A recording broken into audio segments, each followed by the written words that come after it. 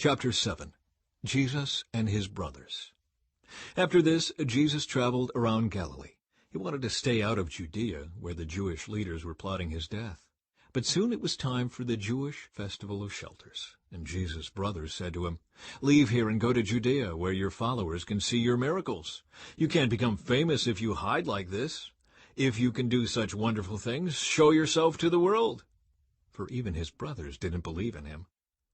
Jesus replied, "Now is not the right time for me to go, but you can go any time. The world can't hate you, but it does hate me because I accuse it of doing evil. You go on. I'm not going to this festival because my time has not yet come." After saying these things, Jesus remained in Galilee. Jesus teaches openly at the temple.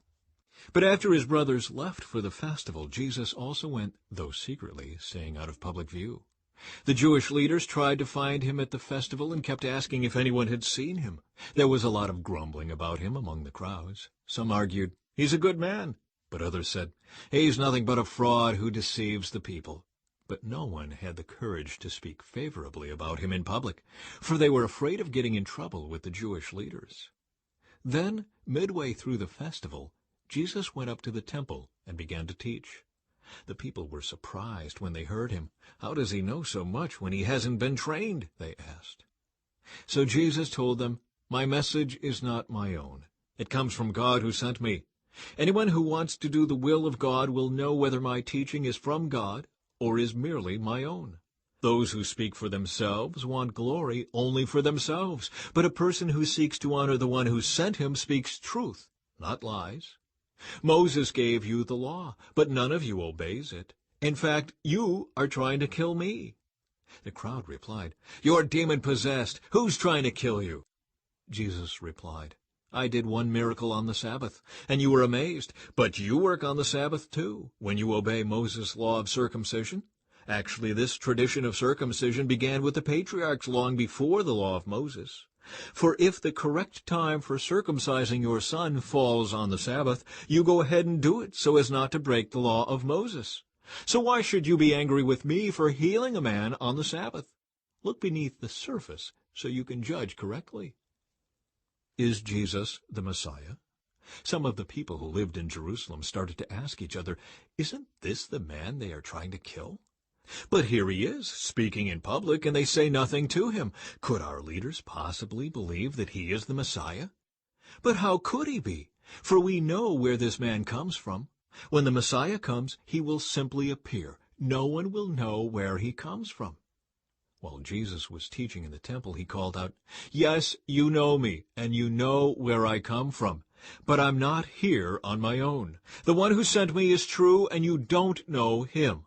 But I know him because I come from him, and he sent me to you."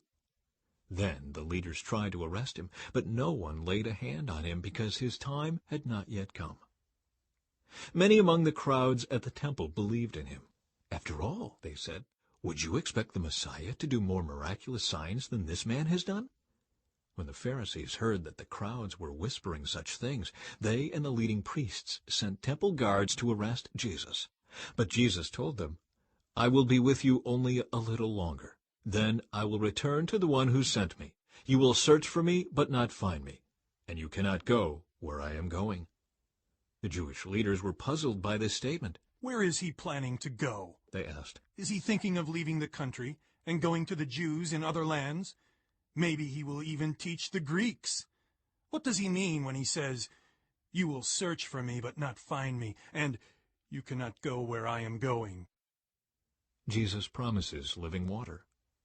On the last day, the climax of the festival, Jesus stood and shouted to the crowds, "Anyone who is thirsty may come to me.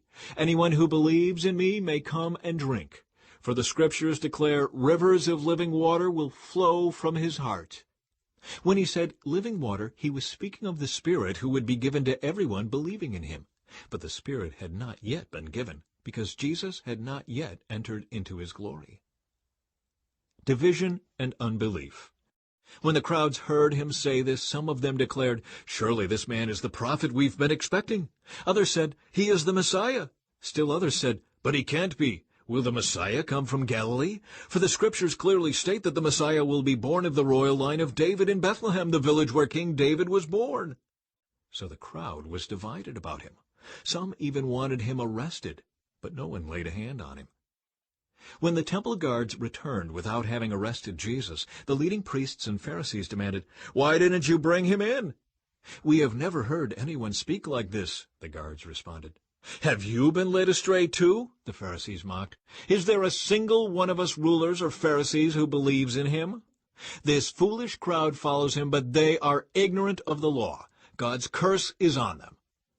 Then Nicodemus, the leader who had met with Jesus earlier, spoke up.